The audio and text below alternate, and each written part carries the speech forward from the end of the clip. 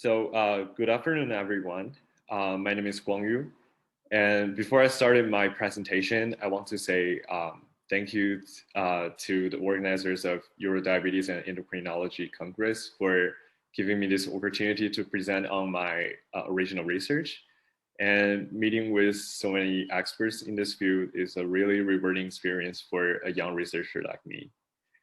Okay, so the title of my research project was the association between caffeine consumption and diabetes in obese and overweight populations, NHANES 1999 to 2018.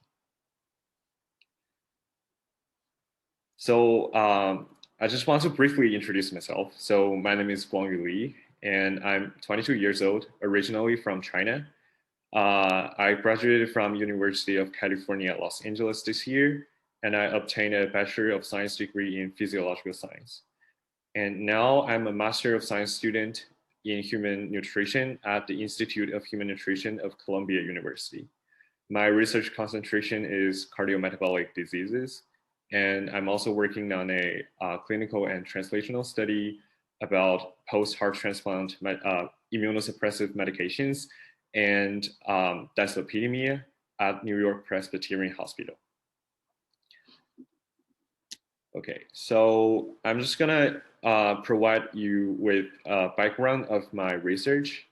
So, excuse me. Diabetes, as mentioned before, is a critical public health issue all around the world. So in recent decades, actually, it has an elevating global prevalence. So in 2000, there were 151 million patients living with diabetes, but this number became 450 million when in 2015. Also, diabetes also introduced a lot of health burdens to its patients, and patients with advanced diabetes may develop microvascular or microvascular complications, which could further lead to disability or the death of the patients. So given that the diabetes has a really rapidly growing global prevalence and its heavy health burden on its patients, the prevention of diabetes is of a critical importance nowadays. So in this way, we could possibly slow down the rapid growth of the prevalence of diabetes around the world. And for both diabetes patients and the people who are under a higher risk of developing diabetes, maintaining a normal glycemic level is important to prevent the diabetes or even more serious complications. And in previous studies, dietary interventions is actually a really hotspot in the research. So many dietary patterns such as vegan diet, vegetarian diet, Mediterranean diet, etc., have been shown to be associated with a lower risk of diabetes. However, we also noticed that there were quite fewer studies about micronutrients and supplementations, such as the coffee and caffeine consumption we focused on in our study. So as we all know that coffee is one of the most popular beverages all around the world. And in some studies, it has been shown to be associated with a lower risk of diabetes in general populations, and also a lower mortality in diabetics. But we also noticed that relatively few studies were conducted among some high-risk populations. For example, people with hypertension, people with dyslipidemia, and people with obesity, which is one of the most significant risk factors of diabetes. So in this study, we expected to determine the association of caffeine consumption and diabetes in obese and overweight individuals. The title of this research indicated, this research, the data of this research was from the National Health and Nutritional Examination Survey. Its abbreviation is NHANES. I really want to spend some time introducing this amazing database. So NHANES it's a periodic nationwide survey which aims to assess the wellness of people living in the United States. It was initially started in the 1960s, and it was transformed to its current version in 1999. So since 1999, it has been conducted by the National Center for Health Statistics, or NCHS, of the US CDC every year. And NHANES contains a nationally representative sample, including the participants randomly selected from different counties of different states in the United States of America. And in the process of collecting data, well-trained staff were responsible for conducting interviews, physical examinations, and laboratory tests for the participants. And all of the available data since 1999 has been organized and posted on its official website biannually. For now, the most updated data was from 2019 to the pre-COVID-19 pandemic. And here's the website. If anyone is interested in this open source database, you can just access this website through the link here. So I'm going to introduce something about the study design. So basically, our study is an epidemiological study, and it has an exposure and an outcome. So exposure of our study was caffeine consumption, measured in milligrams. In NHANES, the dietary information was collected by using the food frequency questionnaire, aka FFQ. So the participants will answer some questions like what kinds of foods or what kinds of beverage you consumed in average every day. And based on the responses, the staff of NHANES will convert the foods and beverage into nutrients and supplementations through their own standards. And the outcome of our study was just diabetes. So the definition of diabetes was followed by the suggestions of American Diabetes Association. So either having the patients having a glycohemoglobin or HbA1c at or above 6.5%, or a fasting blood glucose at or above 126 milligrams per DL. And we also set up some exclusion criteria of this study. So since we are primarily focusing on the adults, so we first excluded those who were younger than 18 years old.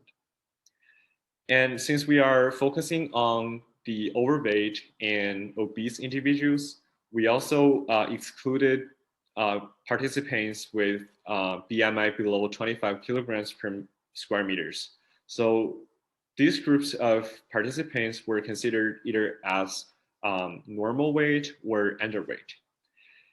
And furthermore, we noticed that some participants might report some extreme dietary information because the FFQ NHANES was using were still like the self-reports. So it is really difficult to make sure that everyone just reported the most accurate dietary information. So there could be some people like over-reporting or under-reporting their dietary information.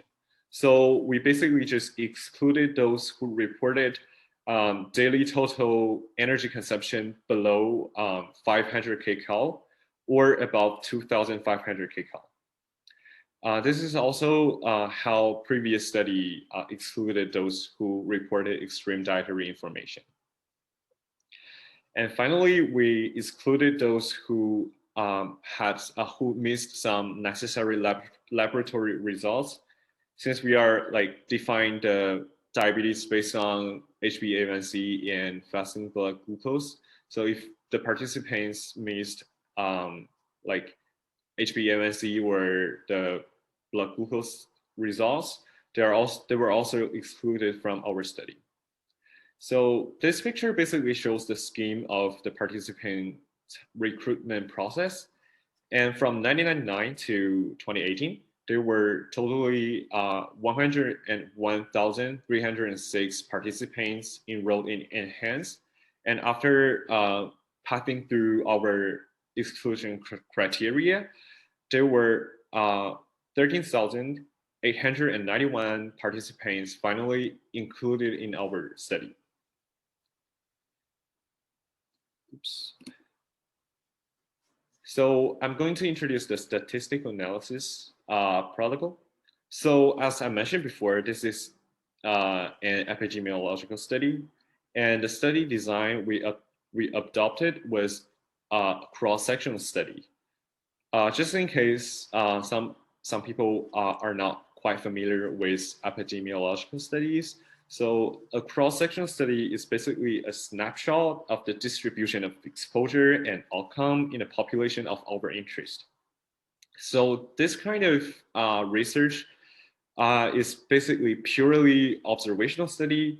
We didn't like manipulate the dietary habits of our participants, or we didn't like manipulate the environments of the participants living in. And the analysis tools we used were Excel 2010, which was used to set up our database, and RStudio, which was used for the data analysis process. And the statistical model we adopted was logistic regression model. So in this model, the exposure was divided into like 6 intervals, which were no consumption, below 100 milligrams per day, 100 to 200, 200 to 300, 300 to 400, and about 400 milligrams per day. And the outcome, which was diabetes, it was a binary variable. So basically just non-diabetics versus diabetics. And we calculated the prevalence odds ratio, or POR, along with 95% confidence intervals to describe the associations between the exposure and the outcome. And in our models, we also adjusted some covariables. They could be like some covariates or some potential confounders, which included age, gender, race, education level, household income, marital status, total energy, protein, carbs, dietary fiber, total fats, polyunsaturated fatty saturated fatty acids, alcohol, coronary heart disease history, hypertension history, hyperlipidemia history, and physical activity.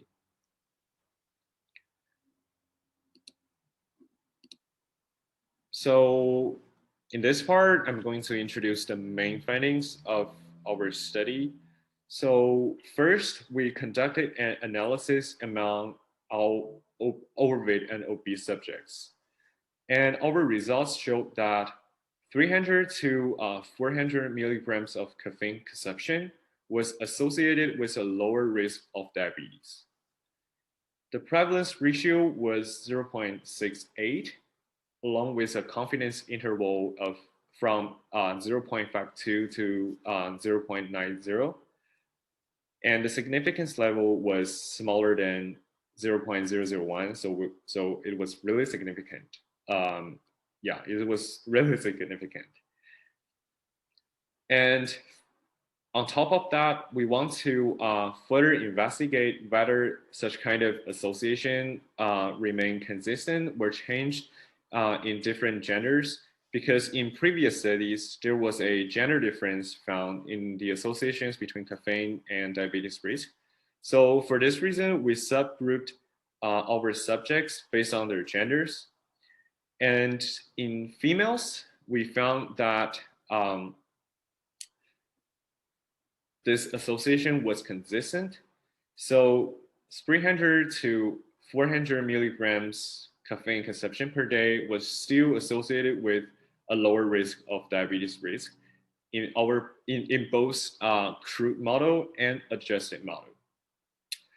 In addition, we also found that 200 to 300 milligrams caffeine consumption per day was also associated with a lower risk of diabetes risk, but it's only like significant in our adjusted model.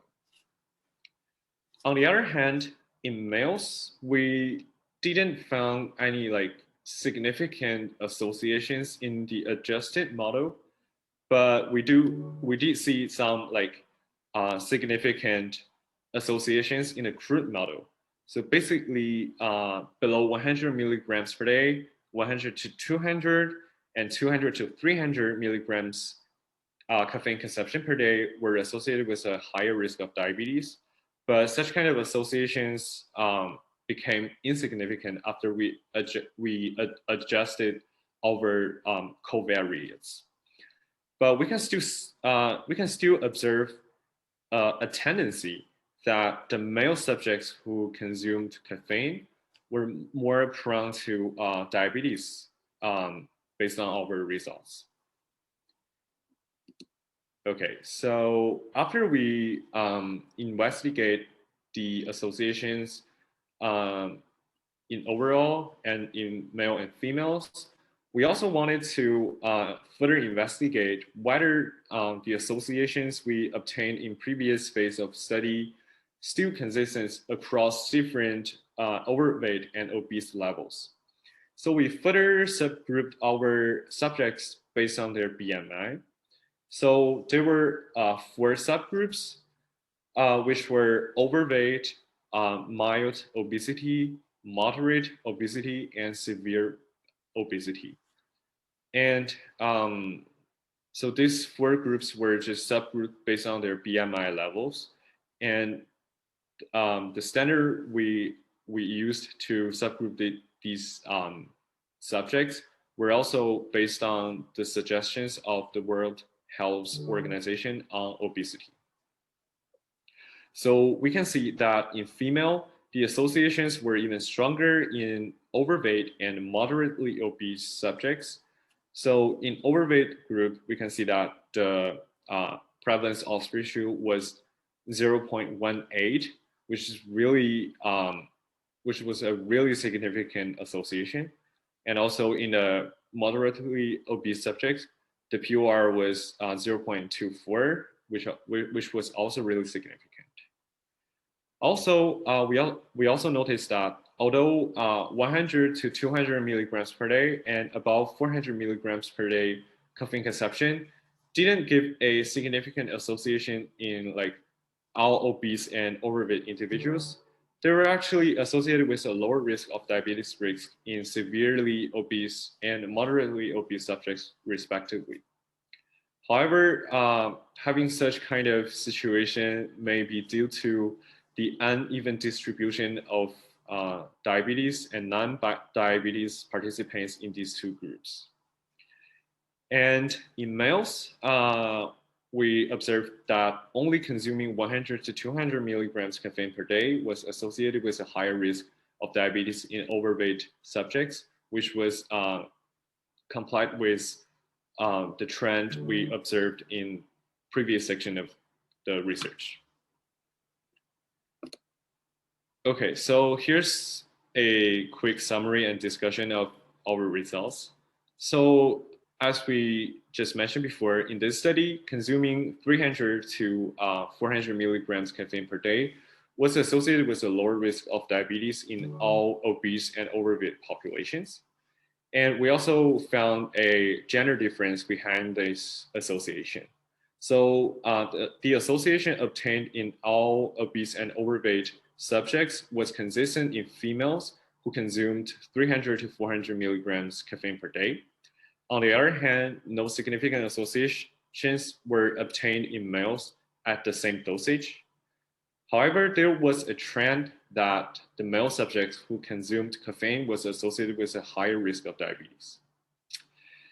Also, the associations between caffeine consumption and diabetes risk was not consistent across different overweight and obese levels. We didn't find any similar results in previous studies. So basically, this could be a future directions of the future studies. There were also some limitations to our in our study. So first of all, since this is a observational study, no causality could be drawn because the temporality could not be assessed. Secondly, there were different types of diabetes, for example, like type 1, type 2, but they were not like distinguished in our study. So it could somehow bias our results. And thirdly, other components of the coffee, such as polyphenols, were not available and not adjusted in this study. And finally, the processing methods of caffeine-containing beverage were not distinguished. In some previous studies, different processing methods may give rise to some slightly different results. But since we didn't have such kind of information in the study, we just couldn't adjust the processing methods in this study. And so there were some like future directions for the future studies. So first of all, larger scale cohort study or randomized controlled trials could be conducted to further like validate the associations obtained in this current observational study, or some mechanistic study that can further validate the gender difference we observed in the association of caffeine and diabetes risk could be conducted. So here's the reference, and that's all about my research and my presentation. Thank you, everyone.